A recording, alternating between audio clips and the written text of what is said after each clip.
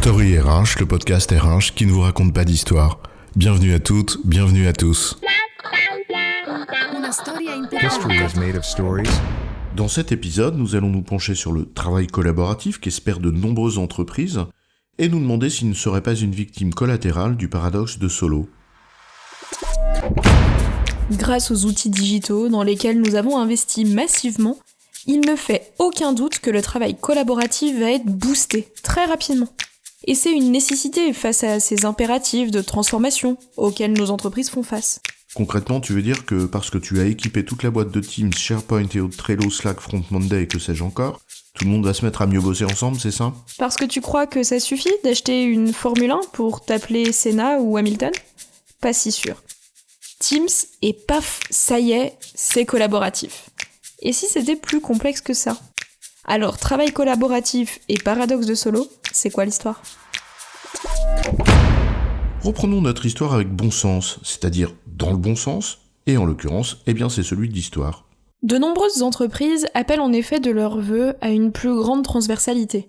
Moins de silos, des organisations un peu plus souples, capables de s'adapter mieux et surtout plus vite aux situations qu'elles rencontrent. Et dans cette optique, travailler ensemble, faire des efforts ensemble, bref, collaborer, au sein d'une équipe bien sûr, mais aussi et surtout entre les équipes, entre les services ou les départements, bref, de façon moins cloisonnée, c'est une nécessité vitale. Or, c'est précisément ce à quoi sont supposés servir les outils collaboratifs qu'on citait précédemment. Et les entreprises investissent dedans et les déploient.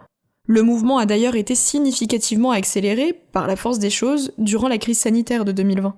D'ailleurs, de manière à s'assurer que ce soit efficace, nombre d'entre elles ont également accompagné ce déploiement de formation à la prise en main des outils, souvent à l'aide d'ambassadeurs numériques. Or, très souvent, on constate que les effets escomptés ne sont pas vraiment au rendez-vous, ou du moins, pas aussi vite qu'on ne le pensait. Oui, tu as raison, et de multiples raisons peuvent être invoquées. La première d'entre elles est assez simple à comprendre, c'est pas parce qu'on a les outils qui nous permettent de faire quelque chose, et qu'on sait se servir de ces outils, qu'on a envie de faire ce quelque chose. En d'autres termes, ce n'est pas parce que tu as un tire-bouchon que tu bois une bouteille. Moi honnêtement, il suffit que j'ai la bouteille et c'est bon, j'ai même pas besoin du tire-bouchon, mais t'as raison, c'est pas le sujet. En réalité, les réflexes de repli, de territoire, les petits jeux de pouvoir, les mesquineries de la vie en entreprise, les jalousies des uns, les craintes des autres, l'autocensure, l'incompréhension de l'utilité de travailler ensemble, le manque de vision, bref, 1000 raisons pour ne pas avoir envie de le faire, au-delà de pouvoir le faire. Mais allons plus loin, il y a peut-être une deuxième raison. Et certainement une troisième, une quatrième et bien d'autres, mais on s'arrêtera à cette deuxième qui, du coup, deviendra seconde, pour en souligner un aspect particulier. Ouais, la seconde raison, donc, c'est qu'accompagner le déploiement en formant à la prise en main des outils est très loin d'être suffisant pour que les personnes s'en approprient correctement le bon usage. Les outils, sans la culture qui va avec, ça donne pas le résultat attendu.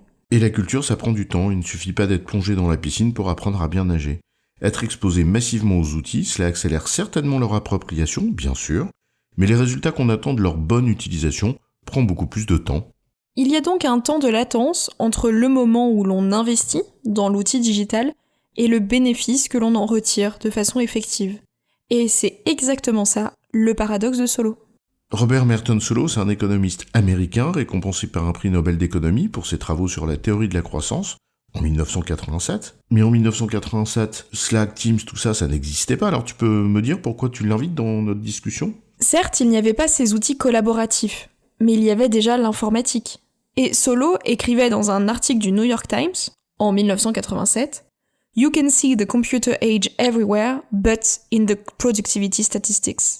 En français, on voit l'ère de l'informatique partout, sauf dans les statistiques sur la productivité. C'est ce qui a été désigné comme le paradoxe de Solow, qui souligne ce temps de latence entre l'investissement dans les technologies de l'information et leurs effets réels dans l'économie. On ne va pas rentrer ici dans un débat sur l'effet ou non du digital sur la productivité. De nombreuses études ont à la fois validé et invalidé une multitude d'hypothèses. Et pour ceux qui aimeraient creuser le sujet, on vous renvoie un dossier de la revue Travail et Emploi, qui date des années 2000, ne serait-ce que pour montrer que le sujet est loin d'être nouveau. En revanche, la référence au paradoxe de Solow est intéressante car elle soulève une hypothèse simple. Le temps d'apprentissage des personnes est long, Et il n'est pas étonnant de voir un délai significatif entre l'investissement informatique et les bénéfices qu'on en espère, dès lors que le comportement des acteurs est clé pour que ce bénéfice apparaisse. Alors le travail collaboratif est peut-être en effet, en ce sens, une illustration du paradoxe de Solow à l'échelle de l'entreprise. En résumé, il y a un temps de latence entre l'investissement dans des outils digitaux et l'observation d'un travail vraiment collaboratif dans les pratiques. Ce décalage, que l'on peut appeler paradoxe de Solow, vient peut-être du temps qu'il faut aux personnes pour développer de bonnes pratiques, au-delà de la seule maîtrise des outils digitaux en eux-mêmes. J'ai bon, chef ? Oui, tu as bon, mais on va pas en faire toute une histoire.